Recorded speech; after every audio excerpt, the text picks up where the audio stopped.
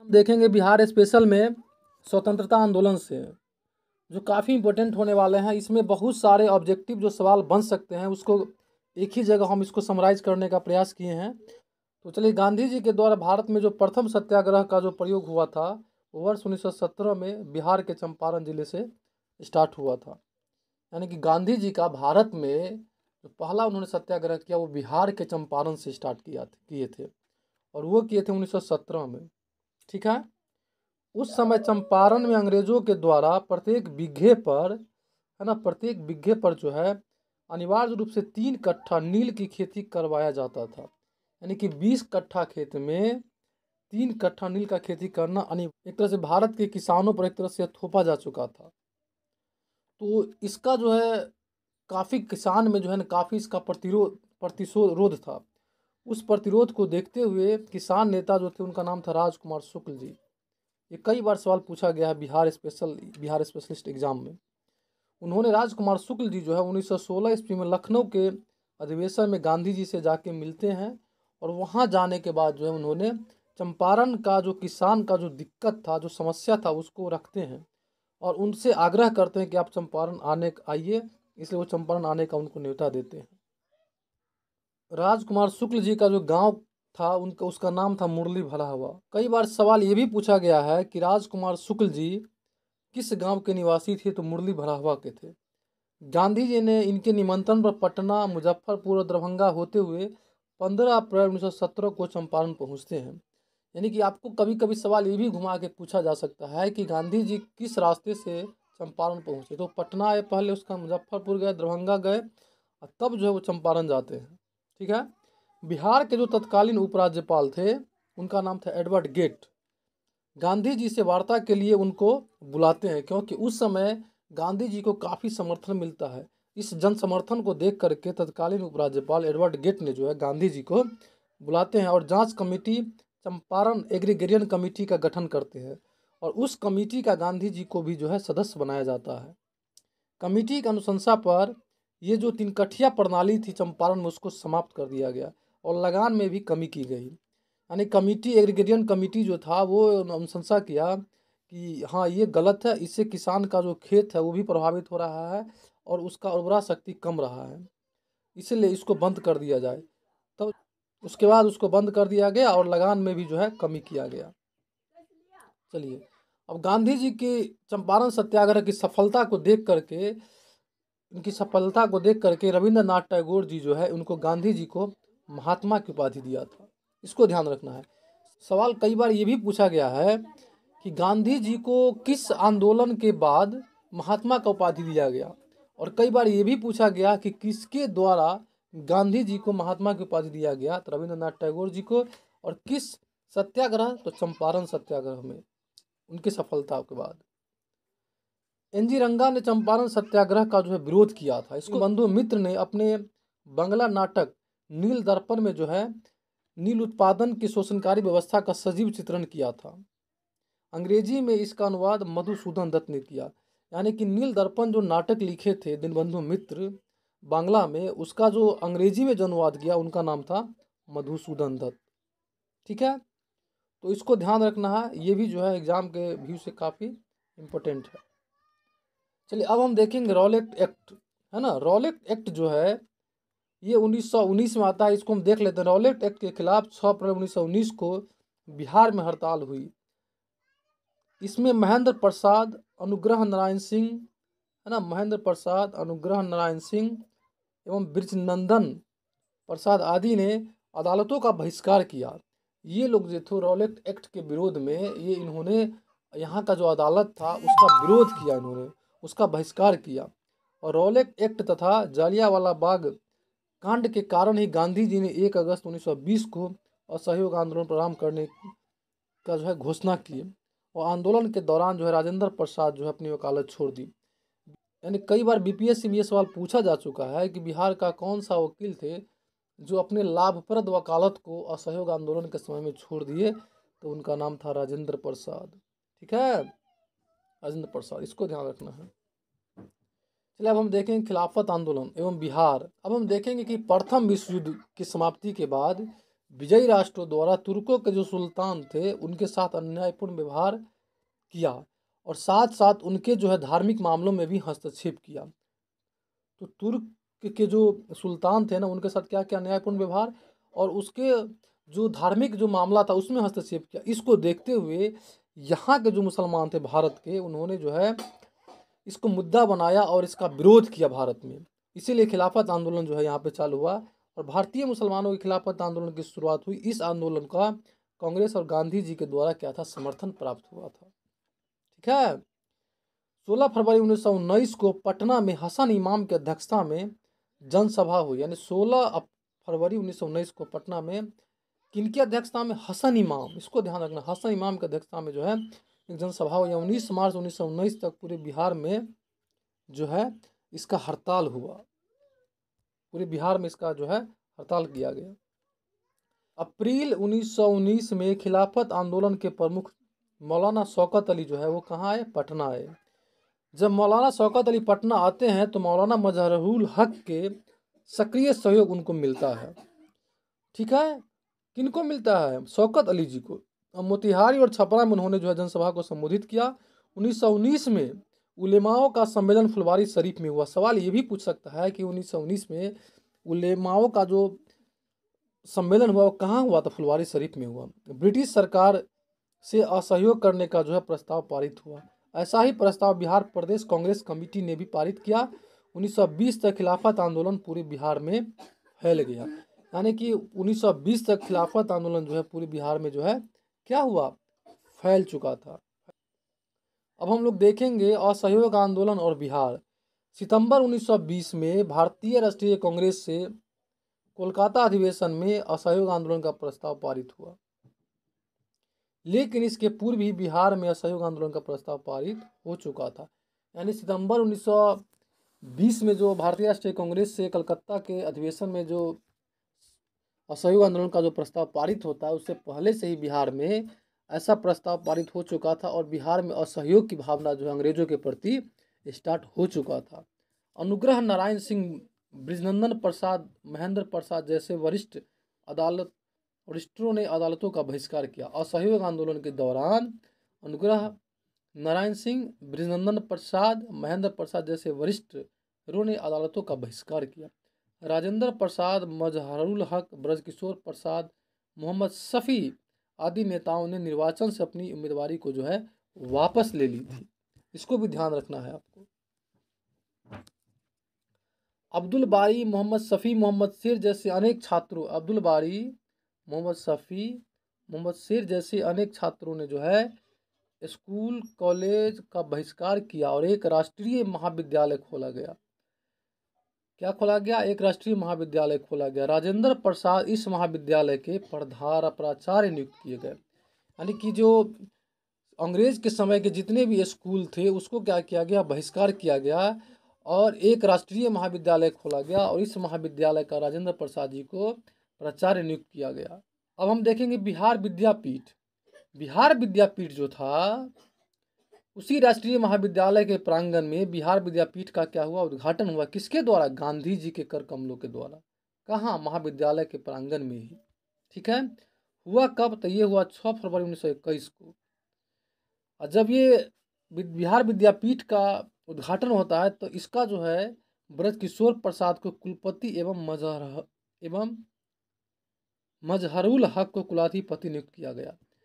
यानी कि बिहार विद्यापीठ का जो कुलपति बना उनका नाम था ब्रजकिशोर प्रसाद और कुलाधिपति बनाया गया मजहरुल हक जी को। ठीक है, चलिए नेक्स्ट अब हम देखते हैं। अब देखेंगे हम सदाकत आश्रम। अब देखिए मजहरुल हक ने दीघा के पास सदाकत आश्रम का स्थापित कर इसी आश्रम से सितंबर 1921 में से द मदरलैंड अखबार निकालना स्टार्ट किया उन्होंने। यानी कि द मदरलैंड अखबार जो है कहाँ से निकला, सदाकत आश्रम से। किसने निकाला, मजहरुल हक ने। ठीक है, बाद में यह आश्रम बिहार प्रदेश कांग्रेस कमेटी का कार्यालय बना। अब तक जो है आश्रम जो है बिहार प्रदेश कांग्रेस का कमेटी का क्या भी कार्यालय बना हुआ। कौन, सदाकत आश्रम। ब्रिटेन के युवराज का पटना आगमन 22 दिसंबर 1921 को हुआ तो पूरे शहर में हड़ताल रखी गई। ठीक है, चौरी चौरा कांड के बाद गांधी जी को मार्च 1922 में गिरफ्तार कर लिया गया है ना। मार्च 1922 में उनको गिरफ्तार कर लिया जाता है चौरी चौरा कांड के बाद। ठीक है।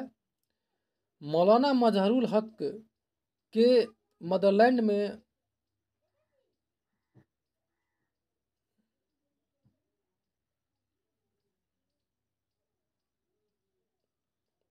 अब देखिए चौरी चौरा कांड की चर्चा हो गई है, तो ये चौरी चौरा कांड जो है 5 फरवरी को जो है घटना घट जाती है 1922 में, है ना। और इसके चलते जो है गांधी जी इसको 11 फरवरी को इसको वापस ले लेते हैं। मौलाना मजहरुल हक को भी मदरलैंड में प्रकाशित एक लेख के कारण गिरफ्तार कर लिया गया। यानी गांधी जी को गिरफ्तार करने के बाद जो है मौलाना मजहरुल हक को भी गिरफ्तार कर लिया जाता है। इस बात को लेकर के उन्होंने अपना जो उनका अखबार था मदरलैंड में, उन्होंने कुछ ऐसा लेख प्रकाशित किया जिससे यहाँ के जन आकांक्षाओं में जो है विद्रोह का भावना पैदा हुआ। ठीक है। असहयोग आंदोलन के समय मौलाना सज्जाद द्वारा फुलवारी शरीफ में इमारत सरिया नामक संस्था का जो है गठन हुआ। इमारत सरिया नामक संस्था का गठन कहाँ हुआ? फुलवारी शरीफ में। किसके द्वारा? मौलाना सज्जाद के द्वारा होता है। ठीक है। नशाबंदी आंदोलन शाहाबाद बिहार में असहयोग आंदोलन के दौरान आरंभ हुआ। यानी कि नशाबंदी आंदोलन जो आज बिहार में चल रहा है, ये उस समय भी जो है, यानी कि नशाबंदी आंदोलन जो आज हम लोग देख रहे हैं बिहार में, ये आज की बात नहीं है। गांधी जी जब थे तब भी उन्होंने इस तरह का जो आंदोलन बीच बीच में करवाया करते थे। ठीक है। अब हम देखेंगे गांधी जी भागलपुर का यात्रा के दौरान वहाँ शराबबंदी आंदोलन शुरू, जबकि मुजफ्फरपुर की सभा में बाबू मनोरंजन प्रसाद सिन्हा द्वारा रचित फिरंगी या संगीत का गायन हुआ। यानी गांधी जी के भागलपुर जब यात्रा होता है तो उसके दौरान वहाँ पे शराबबंदी आंदोलन शुरू होता है। कहाँ? भागलपुर में। और जबकि मुजफ्फरपुर की सभा में बाबू मनोरंजन प्रसाद सिन्हा के द्वारा रचित फिरंगी या संगीत का गायन हुआ। ठीक है। बिहार विद्यार्थी परिषद जो थे वो सरला देवी की अध्यक्षता में अपने हजारीबाग अधिवेशन में ब्रिटेन के राजकुमार का जो है आगमन के विरोध का फैसला किया। ठीक है। 27 नवंबर 1921 को बिहार कौमी सेवक दल का स्थापना हुई। इसको ध्यान रखिएगा, बिहार कौमी सेवक दल की स्थापना कब हुई? 27 नवंबर 1921 को। तो फ्रेंड्स अब हम देखेंगे स्वराज पार्टी और बिहार। ये भी काफ़ी इंपॉर्टेंट एग्जाम के व्यू से, है ना। बिहार में स्वराज दल का गठन जो होता है वो बिहार के श्री कृष्ण सिंह ने फरवरी 1927 को किया। यानी कि बिहार में जो है किसने इसका गठन किया? श्री कृष्ण सिंह ने। कब किया? फरवरी 1927 में, स्वराज पार्टी का। ठीक है। और स्वराज पार्टी का जो अध्यक्ष बनाया गया पहली बार, उनका नाम था नारायण प्रसाद, और पहली बार जो सचिव बना उनका नाम था प्रोफेसर अब्दुल बारी। तो इसमें ध्यान आपको ये रखना है कि बिहार स्वराज पार्टी का जो प्रथम अध्यक्ष थे उनका नाम नारायण प्रसाद और प्रथम सचिव अब्दुल बारी, है ना, अब्दुल बारी। श्री नारायण प्रसाद इसके प्रथम अध्यक्ष और अब्दुल बारी इसके सचिव बने, वही चीज़ है। ठीक है। नवंबर 1923 में बिहार विधानमंडल के आम चुनाव में विधानसभा के 8 एवं विधान परिषद के 10 स्थान स्वराज दल को प्राप्त हुआ। इसको ध्यान रखना है कि जब आम चुनाव होता है नवंबर 1923 में, तो विधान मंडल में जो है विधानसभा में जो सीट आती है बिहार में स्वराज पार्टी को, वो 8 सीट मिलती है। विधान परिषद में 10 सीट मिलती है। ठीक है। चलिए आगे देखते हैं।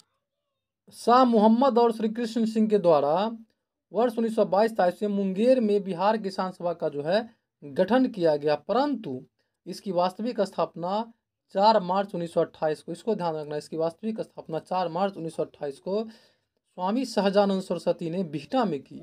ठीक है। अब हम लोग देखेंगे बरहिया ताल एवं बर्खास्त आंदोलन। ठीक है। तो इसमें आपको एक ध्यान रखना है कि बरहिया ताल और बर्खास्त आंदोलन जो है ये मुंगेर जिले से संबंधित है। कभी कभी सवाल ये भी पूछा जाता है कि बरहिया ताल और बर्खास्त आंदोलन किस जिले से संबंधित है? मुंगेर। तो ये मुंगेर जिले में कार्यानंद शर्मा के नेतृत्व में चला बर्खास्त आंदोलन, जिनकी जमीन जमींदारी प्रथा के अंतर्गत जमींदारों ने जब्त कर लिया। इसीलिए जो है बरहिया ताल में बर्खास्त आंदोलन जो है होता है। क्यों होता है? क्योंकि जमींदारी प्रथा के अंतर्गत जो है जमींदारों ने वहाँ के किसान का ज़मीन जो है जब्त कर लेता है। ठीक है। और जब ये आंदोलन होता है तो बाद में इस ज़मीन को जो है जमींदारों को वापस करना पड़ता है। ठीक है। अब हम देखेंगे साइमन कमीशन। तो साइमन कमीशन 12 दिसंबर 1928 को साइमन कमीशन पटना पहुंचा। इसको आप ध्यान रखेंगे, 12 दिसंबर यानी कि 12/12/1928 साइमन कमीशन 12/12/1928 को पटना पहुंचे। अनुग्रह नारायण सिंह के नेतृत्व में व्यापक विरोध प्रदर्शन हुआ एवं कमीशन को काले झंडे दिखाए गए। किसके नेतृत्व में, सवाल ये भी पूछा जाता है कि साइमन कमीशन का विरोध बिहार में किसके नेतृत्व में हुआ? अनुग्रह नारायण सिंह को, है ना, इसको ध्यान रखना आपको, अनुग्रह नारायण सिंह के नेतृत्व में हुआ। ठीक है। और साइमन कमीशन की 16 नवंबर 1927 को प्रकाशित लीडर्स मैनिफेस्टो में काफ़ी आलोचना की गई थी। यानी कि 16 नवंबर 1927 को जो एक पत्रिका था उसका नाम था लीडर मैनिफेस्टो, है ना, उसमें काफ़ी आलोचना की गई थी। इस पत्रिका में सच्चिदानंद सिन्हा, अली इमाम, नवाब इस्माइल का हस्ताक्षर मौजूद थे। यानी कि इतने बड़े बड़े उस समय के जो क्रांतिकारी थे, नेता थे हमारे, उनका इस पर हस्ताक्षर था।